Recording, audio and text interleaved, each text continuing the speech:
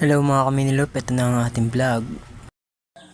So, hello mga kaminilop. So, magpapakain muna tayo ngayon.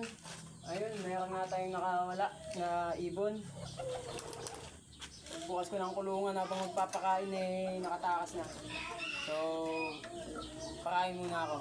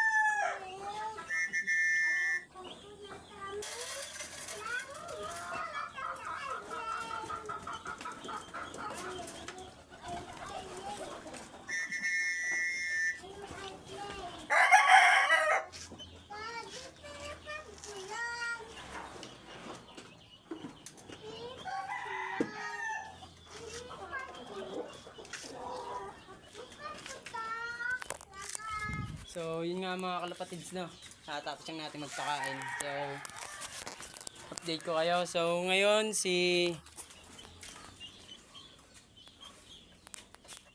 yung mga pula natin. Ayan. Malaki-laki na yung anak nila. Tapos ang pinapakain natin sa nila is yung pangsisiw na pagkain at saka buhigar mix. And then, ganun dito. Dito naman, may itlog pa dito. So, inaantay natin mapusya. Mga sunod linggo, mapipisa na to. Ayan yun na, yung mga jet fighter natin. Yung mga jet fighter natin na yan, mamaya papakawalan natin. Tapos yung isang inakay dito, yung bago.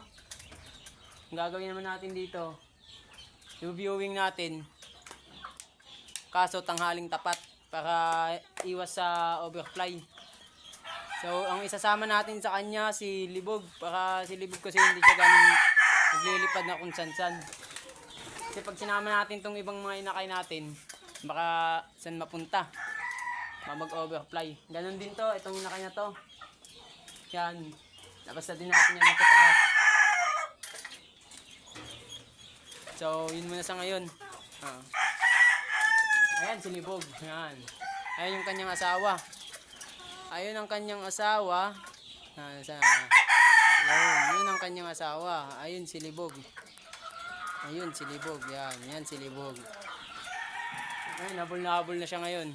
Anak nila, panay kampay, oh. Ay, hindi pa pala tayo napakain. Ito, dito sa baba, hindi natin napakain. Papakainin ko lang.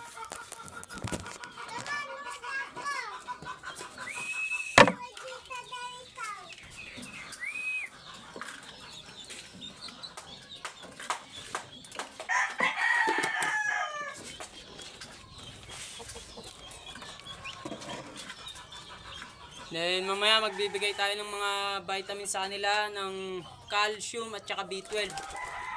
Binibigay natin yun sa kanila tuwing Lunes. Sa vitamins nila. Then yung mga inakain natin, bibigyan natin ng ideal pills.